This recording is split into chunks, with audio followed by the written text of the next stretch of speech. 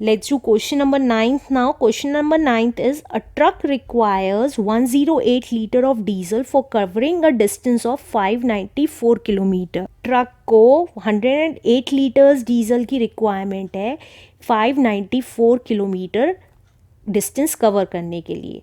Then how much diesel will be required by the truck to cover a distance of 1650 kilometre. तो कितना diesel required होगा truck को 1650 kilometre distance cover करने के लिए. तो देखिए डिस्टेंस है तो इसका मतलब डिस्टेंस हम लेफ्ट साइड लेंगे. ट्रक कवर, ये लिख सकते हैं ट्रक कवर 594 किलोमीटर इन 108 लीटर डीजल में कवर करता है हम ट्रक 594 किलोमीटर. तो 1 किलोमीटर कितने लीटर डीजल में कवर करेगा ट्रक, ये निकाल लेते हैं. तो ट्रक एक की वैल्यू कहती हूँ मैं हमेशा निकालने के लिए, ये याद रखिएगा. Truck cover 1 kilometre distance in कितना लीटर्स में, एक की वैल्यू. देखिए ज़्यादा किलोमीटर जाएंगे ज़्यादा डीजल लगेगा, अगर कम किलोमीटर जाएंगे तो कम लगेगा. तो कम का मतलब डिवाइड कर देंगे, कम की वैल्यू निकालनी है तो डिवाइड बाय 594, इतना डीजल लगेगा. राइट, अब इतना लीटर ऑफ डीजल लगेगा. राइट, अभी इसको काटने की ज़रूरत नहीं है.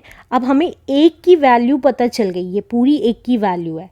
राइट, 1 किलोमीटर की. तो अब हमें इतना किलोमीटर की वैल्यू निकालनी है कि इतने किलोमीटर में कितना लीटर डीजल लगेगा.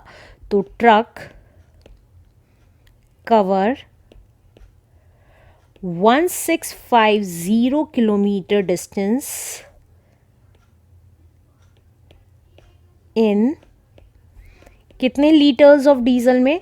तो देखिए 1 किलोमीटर का डीजल दे रखा है, ज़्यादा किलोमीटर का डीजल निकालना है तो मल्टीप्लाई कर देंगे. 1 किलोमीटर के डीजल से हम किलोमीटर्स को मल्टीप्लाई कर देंगे, कितने किलोमीटर्स का डीजल निकालना है, इतना लीटर डीजल आ जाएगा हमारा. फिर से बता रही हूँ, 1 किलोमीटर की वैल्यू दे रखी थी, ज़्यादा की निकालनी है तो हम क्या करते हैं, मल्टीप्लाई कर देते हैं 1 की वैल्यू में उसको. राइट, तो मल्टीप्लाई कर दिया. अब जो कैंसिल होता है उसको कैंसिल कर देते हैं. तो देखिए अब 2 से चला जाएगा, 2 5 10 एंड 2 4 8, 2 2 4, 2 9 18, 2 7 14. अब 9 से चला जाएगा, 9 6 54, 9 3 27, 9 3 27. 11 से जाएगा, 11 3 33, 11 1 11, 11 5 55 एंड 0, 3 1 3, 3 5 15 एंड 0. तो ये कितना आ गया, दैट इज 6 × 50 लीटर डीजल लगेगा. दैट मीन्स 6 5 30 और एक 0, तो 300 लीटर डीजल लगेगा हमारा 1650 किलोमीटर जाने के लिए. Answer.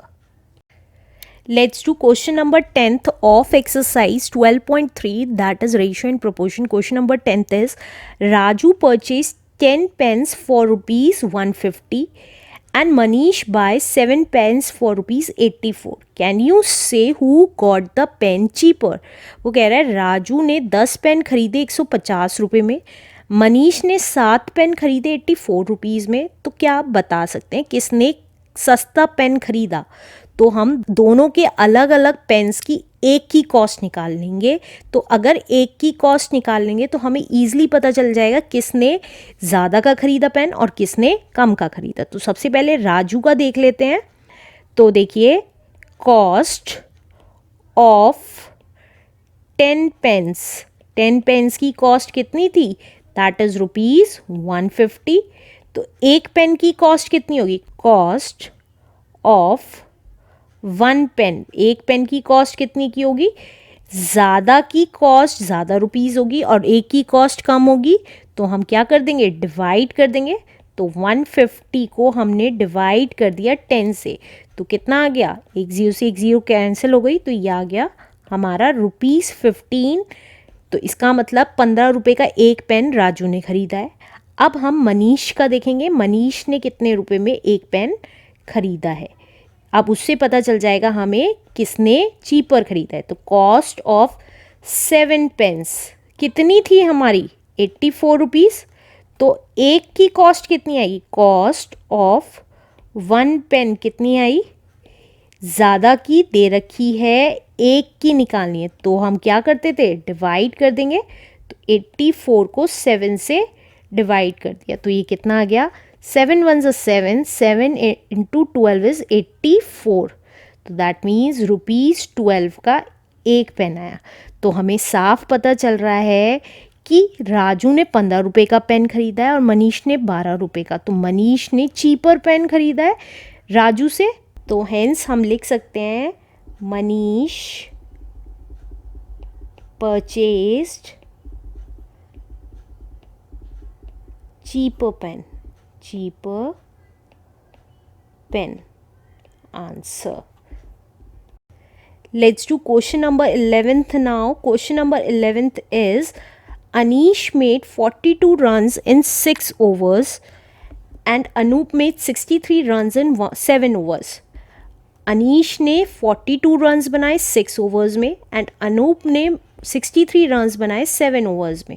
Who made more runs पर ओवर, मतलब एक ओवर में किसने ज़्यादा रन बनाए, पर ओवर लिखा है तो ध्यान से देखिएगा, ओवर की ही वैल्यू निकालनी है. तो देखिए पहले अनीश का निकाल लेते हैं. अब हमें पर ओवर का निकालना है. अगर बॉल्स का कहता तो हमें पता है एक ओवर में 6 बॉल्स होती हैं, तो हम ओवर को बॉल्स में कन्वर्ट कर लेते हैं. क्योंकि यहाँ पे ओवर की ही बात कर रहे हैं तो अब हम इनको बॉल्स में कन्वर्ट नहीं करेंगे. तो सबसे पहले हम अनीश का निकाल लेते हैं.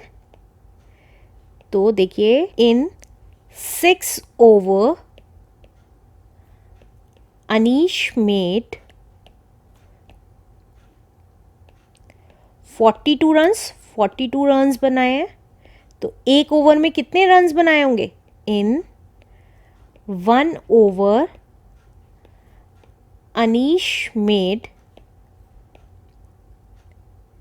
देखिए कोई बैट्समैन अगर ज़्यादा ओवर्स खेलेगा तो ज़्यादा रन्स बनाएगा, लेकिन अगर कम ओवर खेलेगा तो कम रन बन पाएंगे. तो कम के लिए क्या करेंगे, हम इस वैल्यू को इस वैल्यू से डिवाइड कर देंगे.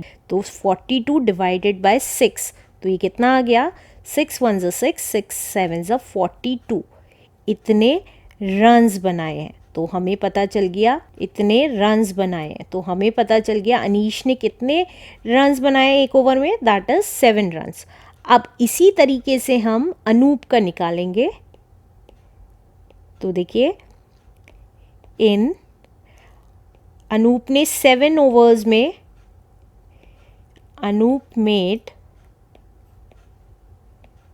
कितने रन्स बनाए हैं, 63 रन्स बनाए हैं अनूप ने.